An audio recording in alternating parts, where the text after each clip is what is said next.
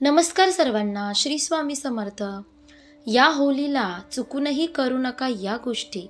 आर्थिक नुकसानही होण्याची शक्यता आहे।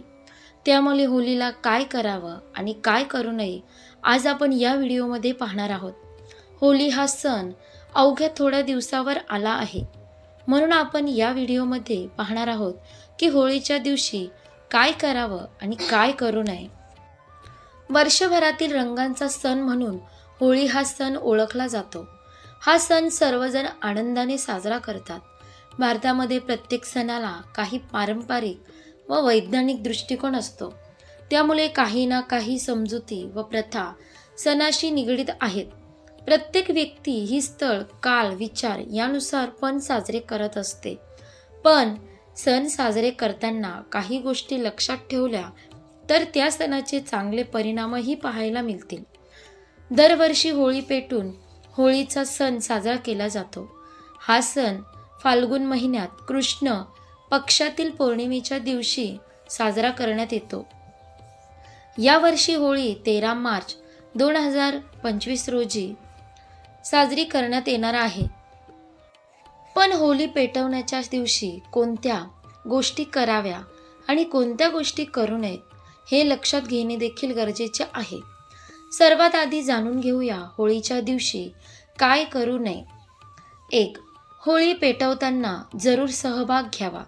तसेच काही कारणांमुळे तिथे हजर राहणे शक्य नाही तर दुसऱ्या दिवशी सूर्योदयापूर्वी होळीच्या भोवती 3 प्रदक्षिणा माराव्यात। 2.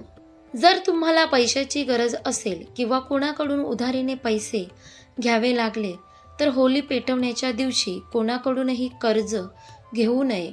असे केल्यास तुम्हाला आर्थिक समस्यांचा सामना करावा लागू शकतो। 3. होळी पेटवण्याच्या वेळी आगीमध्ये आपल्या घरातील कचरा टाकू नये। असे करणे शास्त्रामध्ये योग्य मानले जात नाही। 4. जर तुम्ही होळी पेटवण्यासाठी जात असाल तर कधीही रिकाम्या हाताने जाऊ नये। तुम्ही तांदूळ किंवा शेणी घेऊन जाऊ शकता आणि त्याची तुम्ही अग्नीमध्ये आहुती देऊ शकता।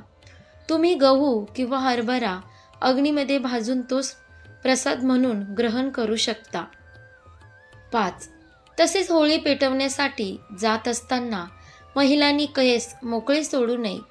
या दिवशी नकारात्मक शक्ती अधिक प्रभावशाली असतात असे मानले जाते। आता जाणून घेऊया की होळीच्या दिवशी काय करावे।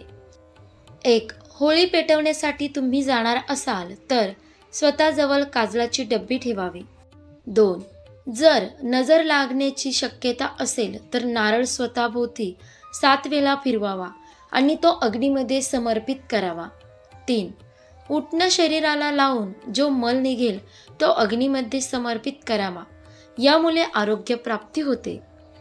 अशा प्रकारे आपण पाहिलं की होळीला चुकूनही करू नका या गोष्टी। त्यामुळे आपल्याला आर्थिक नुकसान आणि आरोग्य देखील आपले बिघडू शकते।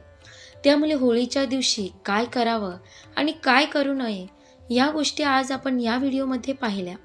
आशा करते तुम्हाला ही व्हिडिओ नक्की आवडली असेल तर लाईक करा, शेअर करा आणि आपल्या योगेश्वर कृपा या चॅनलला सबस्क्राईब करा। भेटू एका पुढच्या नवीन व्हिडिओमध्ये। धन्यवाद। श्री स्वामी समर्थ। जय जय स्वामी समर्थ।